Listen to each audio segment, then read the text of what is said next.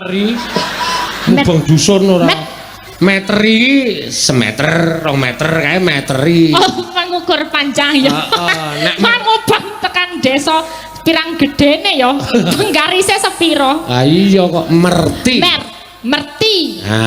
merti desa dusun dusun kompakan po kompakan duduk ngendi kelepu aku ki bingung soalnya tulisane kelepu kompakan nanggap wayang tadine kelepu desa kompakan nanggap wayang sik tak jelaske kowe dusun klepu kuwi kompak bersatu nanggap wayang ora nganggo bersatu dusun kelepu rasul kelepu kompakan nanggap wayang kelepu kompakan nanggap wayang orang nganggo bersatu ya kompak istilahnya nek wong 10 ngene iki yo nganggo kelambi putih kabeh kompak iki tulisan dudu kelambi iki contoh kowe engko anggere aku nesu aku rono tak banting ambiar kok dibanting barang lah kowe ngeyel banget kompak itu namanya bersatu ngono lho guyub rukun oh maksudnya bersam kompak to kuwine guyub rukun kompak oh kompak nanggap wayang oh bersama-sama nanggap wayang kompake wong 100 pira penduduk dusun Klepu iki 100 pira iso kompak nanggap wayang oh bersama kompak nanggap wayang duduk desane kompakan sing bener kelepu bersama-sama nanggap wayang dalange Kiseno Nugroho Gendeng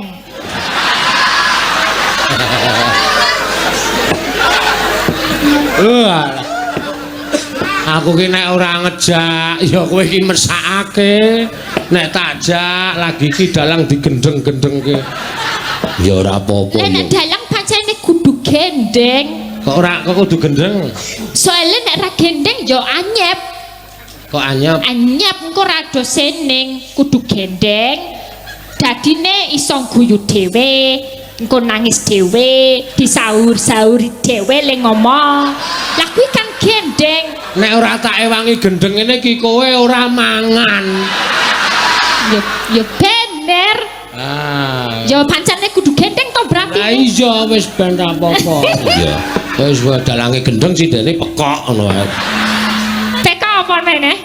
Teko apa meneh? Pekok ki manis. Oh ya. Elisa pekok banget pancenen. Wis ben nengke wae gawe bingung sisan wae. Ya aku ya wis mumet kok ndase ya. Kula pekok nggih Pak nggih. Pekok banget nggih. Seneng aku. Pancen aku cantik kok padake. Ah iya, sapa sinden semene ndo dibojo kabeh sing urung ming kowe kan berarti kamu itu menjaga kepekokanmu. Oh iya ya, Pak. Iya. Kok kowe ngecet to nek aku ra duwe bojo?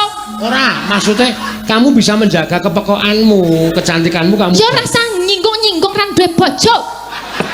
Oh iya, ra ya wong. Ana sing gane lho. Apa? Randedet, randeyang, randedet, randeyang, dewe, wani. Ngono kuwi saiki wis ana sengkaane kuwi demes bangun. Dewe wani padake aja diece. Kuwi adalah sebuah kredibilitas yang tinggi. Wah, ngomong sapa ya mergo kowe yang rindiyang sing lanang ra kuat. Oh, kok ra kuate ngopo? Kok getak-getak terus kok. Iya. Napa digetak-getak piye? Nek omonganmu kaya ngono kuwi sapa wong lanang sing kuat? Aku ngejak kowe seprene iki aku wis meh buyer kok ndasku wis ana. Dasmu buyer. Dasmu kuwi.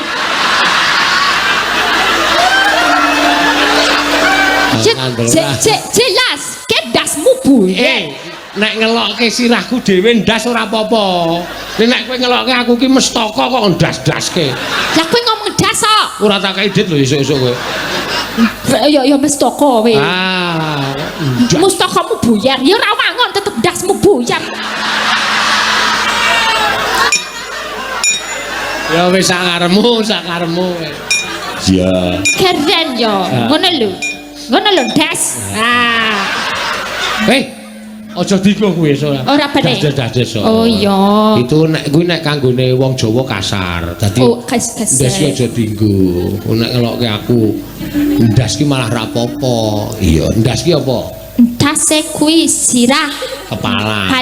Nek basa Indonesia. Kepala das. Bulurah kaya apa iki? Bulurah yo dase desa.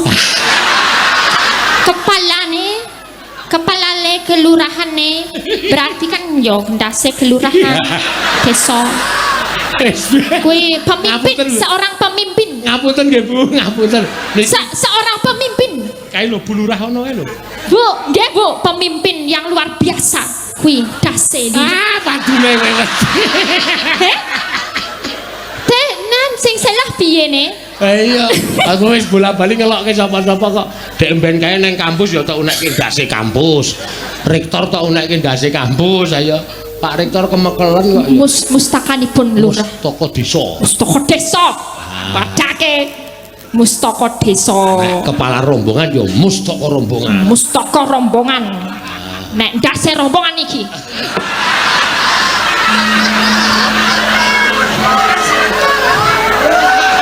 Celeng iki.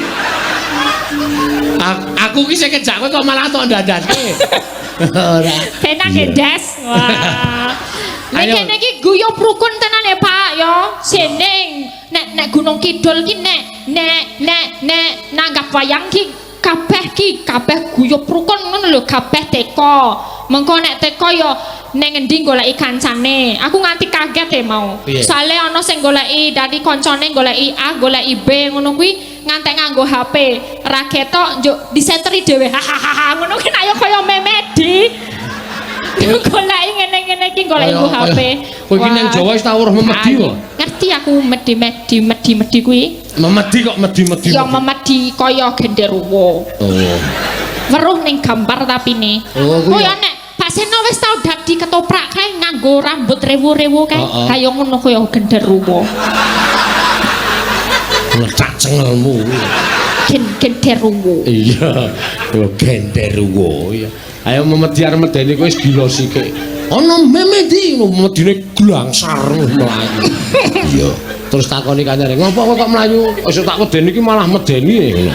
Iya, ya karo nembang Mbak Elisa. Oke, nembang. Iku nek kowe basane kaya ngono kuwi, tak tempukke sinden saka Majenang kuwi mumet genti kowe kok tenan. Majenang? Lho iki Mbak Rido iki. Oh, Majenang. Ana daerah he? Majenang. Hayo jenang sing kaya bubur kae kok. Aku nggo raup kowe kuwi. Kok ana desa ngono kuwi jemek berarti ne? Hah? Jemek. Encer. Kaya kan Majenang iki desa Jemek ngono piye? ya. Kuwi jenenge ya. Kuwi daerah ngendi? Cilacap. Oh, Cilacap. Kulon. Oh, kok iso marake ndasku mumet kenapa? Aku kok delok